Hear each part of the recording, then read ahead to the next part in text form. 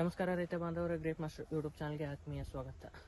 ಈ ಹಂತದೊಳಗೆ ಎಲ್ಲ ದ್ರಾಕ್ಷಿ ತೋಟದೊಳಗೆ ಏನಾಗತೈತಿ, ನೀರ್ಗಾಳ ಮತ್ತು ಮಮ್ಮಿಫಿಕೇಶನ್ ಜಾಸ್ತಿಯಾಗಿ ಕಂಡು ಬರತೈತಿ. ಈ ಹಂತದೊಳಗೆ ನೀರ್ಗಾಳ ಮತ್ತು ಮಮ್ಮಿಫಿಕೇಶನ್ ಯಾವ ರೀತಿ ನಾವು ನಿಯೋಜನೆ ಮಾಡಬೇಕು ಮತ್ತು ಇದಕ್ಕೆ ಬರೋಕ್ಕೆ ಕಾರಣಗಳೇನೇನು ಮತ್ತು ಪರಿಹಾರಗಳು ಏನೇನು ಅನ್ನೋದ್ರ ಬಗ್ಗೆ ಈ ವಿಡಿಯೋದಾಗ ನಾವು ತಿಳಿದುಕೊಳ್ಳೋಣ.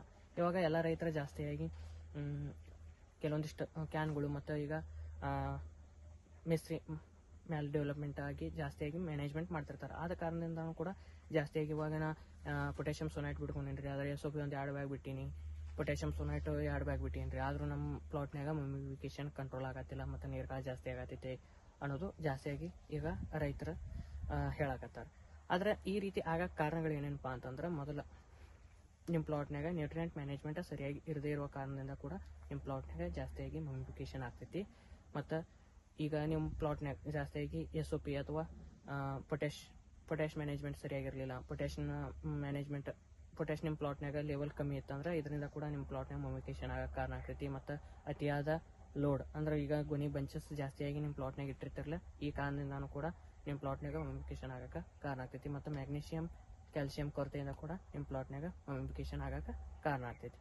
ಇವಾಗ ನ್ಯೂಟ್ರಿಯೆಂಟ್ ಇಂಬ್ಯಾಲೆನ್ಸ್ಮೆಂಟ್ ಆಗೋದ ಕಾರಣದಿಂದನೂ ಕೂಡ ನಿಮ್ಮ ಪ್ಲಾಟ್ನಾಗ ಮಮ್ಮಿಫಿಕೇಶನ್ ಆಗಕ್ಕೆ ಕಾರಣ ಆಗ್ತೈತಿ. ಯಾಕಪ್ಪ ಅಂತಂದ್ರೆ, ಇವಾಗ ನೀವು ಏನು ಮಾಡ್ತಿರ್ತೀರಿ, ಜಾಸ್ತಿಯಾಗಿ ನೈಟ್ರೋಜನ್ ಬಳಸೋ ಕಾರಣದಿಂದ ಅಂದ್ರೆ ಕಾಳು ಸೈಜ್ ಆಗಿಲ್ಲ ಅನ್ನೋ ಕಾರಣದಿಂದ ಹಿಂದೆ ಏನು ಮಾಡಿರ್ತೀರಿ, ನೈಟ್ರೋಜನ್ ಜಾಸ್ತಿಯಾಗಿ ನೀವು ಬಳಕೆ ಮಾಡಿರ್ತೀರಿ. ಆದ ಕಾರಣದಿಂದನೂ ಕೂಡ ನಿಮ್ಮ ಪ್ಲಾಟ್ನಾಗ ಮಮ್ಮಿಫಿಕೇಶನ್ ಕಂಡು ಬರೋಕೆ ಕಾರಣ ಆಗ್ತೈತಿ. ಇವಾಗ ನಾವು ಇದು ಇಂಬ್ಯಾಲೆನ್ಸ್ ಆಗಿತ್ತು ಇಲ್ಲ ಅಂತ ಹೆಂಗೆ ತಿಳ್ಕೊಬೇಕಪ್ಪ ಅಂತಂದ್ರೆ, ನೀವು ಈಗಾಗಲೇ ನಿಮ್ಮ ಪ್ಲಾಟ್ನಾಗ ಇಯರ್ಲಿ ಜಾಸ್ತಿಯಾಗಿ ಮಮ್ಮಿಫಿಕೇಶನ್ ಆಗತ್ತಿತ್ತು ಅಥವಾ ನೀರ್ಗಾಳ ಆಗತ್ತಿತ್ತು ಅಂದ್ರೆ ನೀವು ಸಾಯಿಲ್ ಟೆಸ್ಟ್ ಅಥವಾ ಸಾಯಿಲ್ ರಿಪೋರ್ಟ್ ತೊಗೊಂಡು ಅದ್ರ ಮೇಲೆ ನೀವು ಮ್ಯಾನೇಜ್ಮೆಂಟ್ ಮಾಡ್ಬೋದು. ಇಲ್ರಿ ನಾ ಸಿಕ್ಕಾಬಿಟ್ಟು ಈಗ ಆಲ್ರೆಡಿ SOP 2 ಬ್ಯಾಗ್ ಕೊಟ್ಟೀನಿ ರೀ, ಪೊಟ್ಯಾಷಿಯಮ್ 2 ಬ್ಯಾಗ್ ಕೊಟ್ಟೀನಿ, ಮತ್ತು ಇಟ್ಟು ಕೊಟ್ಟರು ಯಾಕೆ ಮತ್ತೆ ಆಗತೈತಿ ಅಂತ ನೀವು ವಿಚಾರ ಮಾಡಿರಿ ಅಂದ್ರೆ ಏನಾಗ್ತೈತಿ, ಒಂದ್ಸತಿ ನೀವು ಜಾಸ್ತಿಯಾಗಿ ಪೊಟ್ಯಾಷ್ ನೀಡುವುದರಿಂದ ಅದ್ರ ಲೆವೆಲ್ ಜಾಸ್ತಿ ಆಯ್ತಂದ್ರೆ ಮ್ಯಾಗ್ನೀಷಿಯಮ್ ಅಪ್ಟೇಕ್ ಆಗೋದು ಕಮ್ಮಿ ಆಗ್ತೈತಿ. ಆದ ಕಾರಣದಿಂದನೂ ಕೂಡ ನಿಮ್ಮ ಪ್ಲಾಟ್ನಾಗ ಮಮ್ಮಿಫಿಕೇಶನ್ ಆಗ್ಬೋದು. ಒಂದೊಂದ್ಸತಿ ನೀವು ಮ್ಯಾಗ್ನೀಷಿಯಮ್ ಜಾಸ್ತಿ ಕೊಟ್ರಿ ಅಂದ್ರೆ ಪೊಟ್ಯಾಷ್ ಅಪ್ಟೇಕ್ ಆಗೋದು ಕಮ್ಮಿ ಆಗ್ತೈತಿ. ಇದರಿಂದ ಕೂಡ ನಿಮ್ಮ ಪ್ಲಾಟ್ನಾಗ ಮಮ್ಮಿಫಿಕೇಶನ್ ಆಗ್ತೈತಿ. ಆದ ಕಾರಣದಿಂದ ಎಲ್ಲ ಥರದ ಲೆವೆಲ್ ಒಂದೇ ಲೆವೆಲ್ ಆಗಿ ಇರಬೇಕು. ಒಂದು ಜಾಸ್ತಿಯಾಗಿ ಒಂದು ಕಮ್ಮಿ ಆಯ್ತಂದ್ರೆ ಇದರಿಂದ ಕೂಡ ನಿಮ್ಮ ಪ್ಲಾಟ್ನಾಗ ಮಮ್ಮಿಫಿಕೇಶನ್ ಆಗ್ತೈತಿ. ಈಗ ಕೆಲವೊಂದಿಷ್ಟು ರೈತರನ್ನ ಕೇಳ್ಬೋದು, ನೀವು ಜಾಸ್ತಿಯಾಗಿ SOP ಬಿಟ್ರೆ ಒಂದ್ಸತಿ ಮಾಲ್ ಸರಿಯಾಗಿ ಆಗಂಗಿಲ್ಲ, ಜಾಸ್ತಿಯಾಗಿ ಶುಗರ್ ಬರಂಗಿಲ್ಲ ಅಂತ ಹೇಳಿ.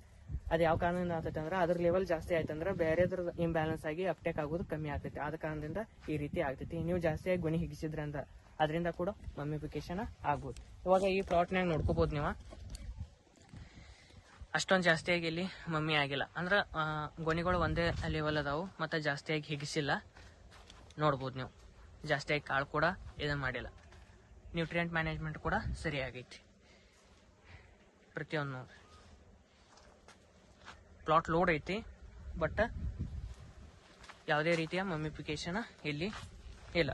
ಮತ್ತು ನೀವು ವಾಟರ್ ಮ್ಯಾನೇಜ್ಮೆಂಟ್ ಯಾವ ರೀತಿ ಮಾಡ್ಕೋತಿರ್ಲಿ ಅದ್ರ ಮೇಲೂ ಕೂಡ ನಿಮ್ಮ ಪ್ಲಾಟ್ನಾಗ ಮಮ್ಮಿಫಿಕೇಶನ್ ಆಗಕ್ಕೆ ಕಾರಣ ಆಗ್ತೈತಿ. ಇವಾಗ ನಾವು ಯಾವ ರೀತಿ ಪ್ಲಾಟ್ನ ವ್ಯವಸ್ಥಾಪನೆ ಮಾಡಬೇಕಪ್ಪ ಅಂತಂದ್ರೆ ನೀವೇನು ಮಾಡಬೇಕು, ಸಿಂಪರ್ನೆ ಮುಖಾಂತರ ಏನು ಮಾಡಿರಿ, ನ್ಯೂಟ್ರಿಯೆಂಟ್ ಮ್ಯಾನೇಜ್ಮೆಂಟ್ ಸಲುವಾಗಿ combi 200 gram plus magnesium sulphate 500 gram plus ಅಲ್ಗಾಮಿಡ್ಸ್ 500 ಮಿಲಿ ಈ ರೀತಿ ಸಿಂಪರಣೆ ಮಾಡ್ಕೋರಿ. ಈ ಸಿಂಪರಣೆಯಿಂದ ನಿಮಗೆ ನ್ಯೂಟ್ರಿಯೆಂಟ್ ಮ್ಯಾನೇಜ್ಮೆಂಟ್ ಆಗಕ್ಕೆ ಅನುಕೂಲ ಆಗ್ತೈತಿ. ಈ ಹಂತದೊಳಗೆ ನಾವು ಯಾವುದೇ ರೀತಿಯ ಸಿವಿಡ್ ಸಿಂಪರಣೆ ಮಾಡೋದ್ರಿಂದ ಕೆಲವೊಂದಿಷ್ಟು ರೈತರು ಏನಿರ್ತೈತಿ, ಕಾಳಿನ ಮೇಲೆ ಡಾಗ್ ಬೀಳ್ತಾವ ಅಂತೇಳಿ ಅಲ್ಗಾಮಿಡ್ ಸಿಂಪರಣೆ ಮಾಡೋದ್ರಿಂದ ಯಾವುದೇ ರೀತಿಯ ನಿಮಗೆ ಕಾಳಿನ ಮೇಲೆ ಡಾಗ್ ಬೀಳೋದ್ರಿಲ್ಲ. ಆದ ಕಾರಣದಿಂದ ಅಲ್ಗಾಮಿಡ್ ಸಿಂಪರಣೆ ಮಾಡ್ಕೋರಿ, ಯಾವುದೇ ರೀತಿಯ ಸಮಸ್ಯೆ ಕಂಡುಬರೋದಿಲ್ಲ. ಮತ್ತು ಇನ್ನೊಂದು ಸಿಂಪರಣೆ 200 ಲೀಟರ್ ನೀರು 300 ಲೀಟರ್ ಗ್ರೇಪಾ 1 ಲೀಟರ್ ಅಲ್ಗಾಮಿಡ್ಸ್ 500 ಮಿಲಿ ಈ ರೀತಿ ನೀವು ಸಿಂಪರಣೆ ಮಾಡ್ಕೋಬಹುದು. ಇದಾದ ನಂತರ ಏನು ಮಾಡ್ರಿ, ಸಿಂಪರಣೆ ಮುಖಾಂತರ ಅಲ್ಟ್ರಾ ಗ್ಲೂಕೋ 500 ಮಿಲಿ ಈ ರೀತಿ ಸಿಂಪರಣೆ ಮಾಡ್ಕೋರಿ. ಇದಾದ ನಂತರ ಯಾರ ಕಂಪ್ನಿ ಸ್ಟಾಪಿಟ್ ಯಾರಾಬಿಟ ಶಾಪಿಟ್ ಅಂತ ಹೇಳಿ ಬರ್ತದೆ, ಅದನ್ನು ನೀವು 200 ಲೀಟರ್ ನೀರಿಗೆ 400 ಮಿಲಿ ಹಾಕೊಂಡು ಸಿಂಪರಣೆ ಮಾಡ್ಕೋಬಹುದು ಈ ಹಂತದೊಳಗೆ. ಇದಾದ ನಂತರ ನೀವೇನು ಮಾಡ್ರಿ, ಪೊಟ್ಯಾಷಿಯಮ್ ಸೋನೈಟ್ 200 ಲೀಟರ್ ನೀರಿಗೆ 800 ಗ್ರಾಮ್ ಹಾಕೊಂಡು ನೀವು 4 ಗ್ರಾಮ್ ಅಂತ ಸಿಂಪರಣೆ ಮಾಡ್ಕೋಬಹುದು. ಅಥವಾ ಕೋಲಾರ್ ಪೊಟ್ಯಾಷ್ ಅಂತ ಹೇಳಿ ಸಿಗ್ತೈತಿ, 200 ಲೀಟರ್ ನೀರಿಗೆ 500 ಗ್ರಾಮ್ ಹಾಕೊಂಡು ನೀವು ಈ ಹಂತದೊಳಗೆ ಸಿಂಪರಣೆ ಮಾಡ್ಕೋಬಹುದು. ಡ್ರಿಪ್ ಮುಖಾಂತರ ಏನೇನು ಕೊಡ್ಬೇಕಪ್ಪ ಅಂತಂದ್ರೆ, ನ್ಯೂಟ್ರಿಯೆಂಟ್ ಮ್ಯಾನೇಜ್ಮೆಂಟ್ ಆಗಕ್ಕೆ ಏನು ಮಾಡ್ರಿ, ಕೆಮಿಯೋಕ್ರಾಪ್ ಫಲ್ಟ್ 4 kg ಎಕರೆಗೆ ನೀಡ್ರಿ. ಇದಾದ ನಂತರ ಏನು ಮಾಡ್ರಿ, ಅಲ್ಟ್ರಾಸ್ಪೀಡ್ 2 litre SOP 10 kg magnesium sulphate 8 kg drip ಮುಖಾಂತರ ನೀಡ್ರಿ. ಮ್ಯಾಗ್ನೀಷಿಯಮ್ ಸಲ್ಫೇಟ್ ಜಾಸ್ತಿ ನೀಡೋದ್ರಿಂದ ನಿಮ್ಗೆ ಮಮ್ಮಿಫಿಕೇಶನ್ ಕಮ್ಮಿ ಆಗಕ್ಕೆ ಅನುಕೂಲ ಆಗ್ತೈತಿ. ಇದರಿಂದ ಏನಾಗ್ತೈತಿ, ನ್ಯೂಟ್ರಿಯೆಂಟ್ ಮ್ಯಾನೇಜ್ಮೆಂಟ್ ಸರಿಯಾಗಿ ಆಗ್ತೈತಿ ಮತ್ತು ನಿಮ್ಮ ಪ್ಲಾಟ್ ಎನಿ ಟೈಮ್ ಹೆಲ್ದಿ ಇರೋಕೆ ಅನುಕೂಲ ಆಗ್ತೈತಿ. ಮತ್ತು ದ್ವಿತೀಯ ಸಂಶ್ಲೇಷಣ ಕ್ರಿಯೆ ಜಾಸ್ತಿ ಆಗೋ ಕಾರಣದಿಂದ ನಿಮ್ಮ ಪ್ಲಾಟ್ ಆರೋಗ್ಯವಾಗಿರ್ತೈತಿ. ಇದರಿಂದ ಮಮ್ಮಿಫಿಕೇಶನ್ ಆಗೋದು ಕಮ್ಮಿ ಆಗ್ತೈತಿ. ಆದ ಕಾರಣದಿಂದ ಮ್ಯಾಗ್ನೀಷಿಯಮ್ ಸಲ್ಫೇಟ್ ಒಂದು ಸ್ವಲ್ಪ ಜಾಸ್ತಿ ಆಗಿ ಕೊಟ್ರಿ ಮತ್ತು ಸಿಂಪಡಣೆ ಮುಖಾಂತರನು ಮ್ಯಾಗ್ನೀಷಿಯಮ್ ಸಲ್ಫೇಟ್ ಜಾಸ್ತಿಯಾಗಿ ನೀಡ್ಬೋದು. ಮತ್ತು ನೀವು ಇನ್ನೂ ಡ್ರಿಪ್ ಮುಖಾಂತರ calcium, chelated calcium 1 kg, boron 1 kg ಕೂಡ ನೀಡ್ಬೋದು. ಮತ್ತು ಸಿಂಪಡಣೆ ಮುಖಾಂತರ ಕೂಡ ನೀವು ಮಾಡ್ಕೋಬೋದು. ಈ ರೀತಿ ವ್ಯವಸ್ಥಾಪನೆ ಮಾಡ್ಕೊಂಡು ಹೋಗ್ರಿ. ಇದರಿಂದ ನಿಮಗೆ ಮಮ್ಮಿಫಿಕೇಶನ್ ಕಂಟ್ರೋಲ್ ಆಗಕ್ಕೆ ಅನುಕೂಲ ಆಗ್ತೈತಿ. ಈ ಹಂತದೊಳಗೆ ಕೆಲವೊಂದಿಷ್ಟು ಮಾರ್ಕೆಟ್ ಒಳಗೆ ಕ್ಯಾನ್ಗಳು ಬಂದವು. ಅದನ್ನ ಕ್ಯಾನ್ಗಳು ನೀವು ಬಿಟ್ಕೊಂಡಿರ್ತೀರ. ಆದ್ರೆ ನಿಮಗೆ ಸರಿಯಾದ ರಿಸಲ್ಟ್ ಬಂದಿತ್ತಂದ್ರೆ ಇನ್ನೊಬ್ಬರಿಗೆ ರೆಕಮೆಂಡ್ ಮಾಡ್ತೀರಿ. ಆದ್ರೆ ಸುಮ್ಮನೆ ಅದು ಕೆಲವೊಬ್ಬರು ಹೇಳಿರ್ತಾರಂತ ಹೇಳಿ ನೀವು ಸಿಕ್ಕಂಗೆ ವ್ಯರ್ಥವಾಗಿ ಖರ್ಚು ಮಾಡಕ್ಕೆ ಹೋಗ್ಬೇಡ್ರಿ. ಅಂದ್ರೆ ಮ್ಯಾನೇಜ್ಮೆಂಟ್ ನೀವು ಯಾವ ರೀತಿ ಮಾಡ್ಕೊಂಡಿರ್ತೀರಿ ಅದ್ರ ಮೇಲೆ ಡಿಪೆಂಡ್ ಆಗಿರ್ತೈತಿ. ಈಗ ಮಮ್ಮಿಫಿಕೇಶನ್ ಆಗಕ್ಕೆ ಕಾರಣಗಳ ನೈಟ್ರೋಜನ್ ಅತ್ಯಧಿಕ ನೈಟ್ರೋಜನ್ ಆಗೋದ್ರಿಂದ ಮತ್ತು ಮ್ಯಾನೇಜ್ಮೆಂಟ್ ನ್ಯೂಟ್ರಿಯೆಂಟ್ ಮ್ಯಾನೇಜ್ಮೆಂಟ್ ಸರಿಯಾಗಿರೋದೇ ಕಾರಣದಿಂದ, ಪೊಟ್ಯಾಶ್ ಕಮ್ಮಿ ಇರೋದ ಕಾರಣದಿಂದ ಅಥವಾ ಮ್ಯಾಗ್ನೀಷಿಯಂ ಕೊರತೆ ಕಮ್ಮಿ ಇರೋ ಕಾರಣದಿಂದ ಕೂಡ ನಿಮ್ಮ ಪ್ಲಾಟ್ನಾಗ ಮಮ್ಮಿಫಿಕೇಶನ್ ಆಗ್ತೈತಿ. ಮತ್ತು ವಾಟರ್ ಮ್ಯಾನೇಜ್ಮೆಂಟ್ ಯಾವ ರೀತಿ ಇಟ್ಕೊಂಡಿರಿ, ನಿಮ್ಮ ಪ್ಲಾಟ್ನಾಗ ಯಾವ ರೀತಿ ಲೋಡ್ ಐತಿ, ಇದ್ರ ಮೇಲೆಲ್ಲ ಡಿಪೆಂಡ್ ಆಗಿರ್ತೈತಿ ನಿಮ್ಮ ಪ್ಲಾಟ್ನಾಗ ಮಮ್ಮಿಫಿಕೇಶನ್ ಆಗಕ್ಕೆ. ನೀವು ಸಡನ್ಲಿ ಈಗ ಬಂದ ತಕ್ಷಣ ನಾನು ಇದನ್ನ ಬಿಟ್ಕೊಂಡು ನೀವು ಕಂಟ್ರೋಲ್ ಮಾಡ್ತೀನಿ ಅಂದ್ರೆ ಸಡನ್ಲಿ ಯಾವುದೂ ಆಗೋದಿಲ್ಲ. ನಿಮ್ದು ಪ್ಲಾಟ್ ವರ್ಷ ಯಾವ ರೀತಿ ಇರ್ತೈತಿ ಮತ್ತು ನಿಮ್ಮ ಪ್ಲಾಟ್ನಾಗ ವರ್ಷ ಯಾವ ಮೇಜರ್ ಆಗಿ ಪ್ರಾಬ್ಲಮ್ಗಳು ಕಂಡು ಬರ್ತಿರ್ತಾವೆ ಅದ್ರ ಮೇಲೆ ನೀವು ಜಾಸ್ತಿ ಫೋಕಸ್ ಕೊಟ್ಟ ಯಾವ ಕಾರಣದಿಂದ ಆಗ್ತೈತಿ ಇದನ್ನು ನೀವು ಮೊದಲು ತಿಳ್ಕೊಬೇಕು. ಅದಾದ ನಂತರ ನೀವು ಸಿಂಪರಣೆ ಮತ್ತು ಡ್ರಿಪ್ ಮುಖಾಂತರ ಏನು ಕೊಡ್ಬೇಕು ಅನ್ನೋದ್ರ ಬಗ್ಗೆ ವ್ಯವಸ್ಥಾಪನೆ ನೀವೇ ಮಾಡ್ಕೋಬೇಕು.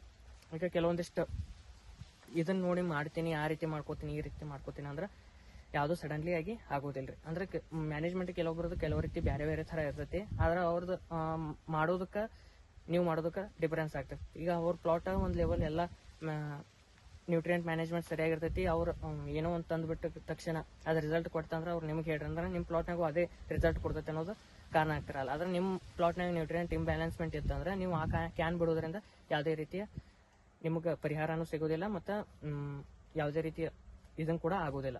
ಈಗ ಕೆಲವೊಂದಿಷ್ಟು ಮ್ಯಾನೇಜ್ಮೆಂಟ್ ಸರಿಯಾಗಿರಲ್ಲ. ಅವರು ಮ್ಯಾನೇಜ್ಮೆಂಟ್ ಬೇರೆ ರೀತಿ ಇರ್ತೈತಿ, ನಿಮ್ಮ ಮ್ಯಾನೇಜ್ಮೆಂಟ್ ಬೇರೆ ಇರ್ತೈತಿ.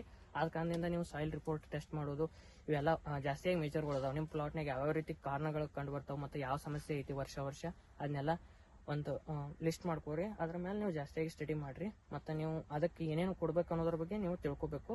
ಇದನ್ನೆಲ್ಲ ಒಂದು ಮ್ಯಾನೇಜ್ಮೆಂಟ್ ಮಾಡ್ಕೊಂಡು ಇಟ್ಕೊಂಡು ಹೋಗ್ರಿ. ವಿಡಿಯೋ ಇಷ್ಟ ಆದಲ್ಲಿ ಲೈಕ್ ಮಾಡಿ, ಶೇರ್ ಮಾಡಿರಿ ಮತ್ತು ಕಾಮೆಂಟ್ ಮಾಡಿರಿ. ಮತ್ತು ನಾವು ಮುಂದಿನ ವಿಡಿಯೋದಾಗ ಭೇಟಿ ಆಗೋಣ. ನಮಸ್ಕಾರ.